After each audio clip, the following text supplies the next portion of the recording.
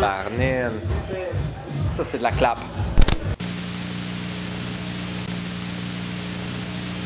Ben, ce qui est le plus excitant avec la sortie de l'album, puis en fait la sortie des singles, c'est que c'est rare qu'on ait la chance d'être autant sur un stage, d'avoir 16 musiciens qui jouent en même temps du groove, comme dans le temps des années 70-80. C'est vraiment ça que je trouve le plus excitant de ce projet-là. Puis de sortir justement l'album, de sortir les tunes du studio, ben, c'est ça qui est de voir la vie que les tunes prennent quand il y a autant de gens qui les jouent.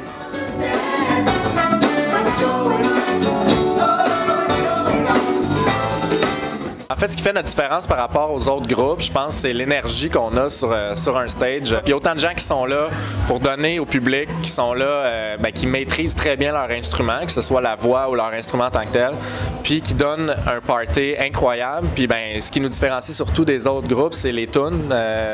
Il y a pas beaucoup de groupes qui font ce qu'on fait présentement. Être autant sur un stage, c'est une chose, mais avoir une approche très pop, mais en même temps avec la saveur jazz, la saveur un peu plus complexe des arrangements que juste du pop bonbon. Je pense que c'est ça qui fait notre force. Ouais. Écoute, t'as tout dit. Le fait d'inviter autant de musiciens en studio à chaque jour, pour nous, c'était comme une école. On apprenait, puis ça nous poussait à aller encore vraiment plus loin que ce qu'on pensait. Au début, à la base du projet, les chansons qu'on avait composées, c'était des maquettes. Quand c'est des maquettes, ça sonne vraiment pas grand-chose. Puis le fait de travailler avec autant de, je voudrais dire, de personnages, de personnalités, ça nous amène tellement dans des directions tellement différentes, genre du style brésilien, le style Moyen-Orient, tout en restant dans la lignée disco, dansant.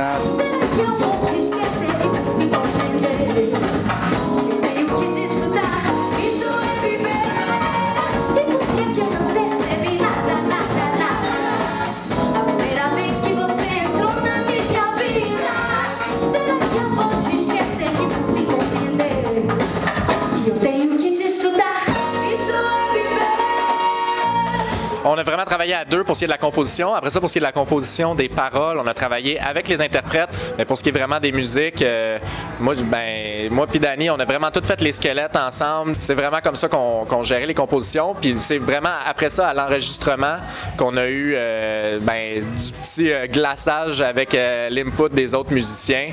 La pièce maîtresse, si on veut, était déjà bien campée quand on est arrivé en studio. Mais tout le monde est là pour les bonnes raisons, tout le monde a envie de faire partie du projet, puis à chaque fois qu'on se rencontre pour le projet, c'est tout le temps pour s'amuser.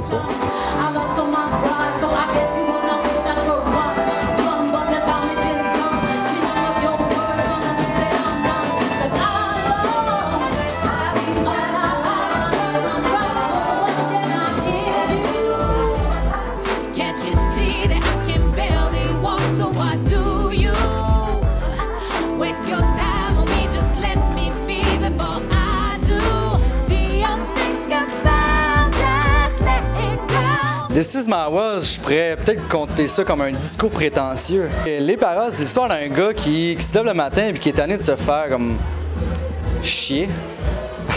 Il se lève et il fait fuck off, man. Je vis ma vie comme moi, ça me tente de la vie, puis genre, juste la musique entraînante, puis juste tout ce qui m'entoure, ça me donne le goût de danser. This is my world, ça va bien dans mon monde, puis This is how I rule. This is how I rule.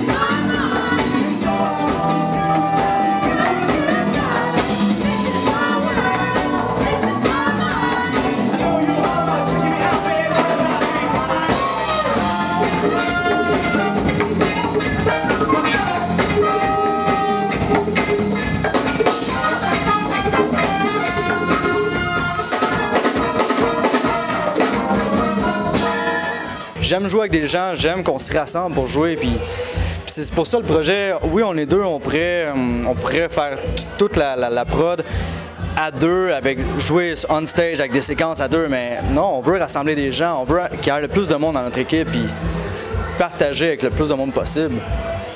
Qualifier discothèque en un mot? Disco? Tech. Voilà. C'est vraiment tech. Tech.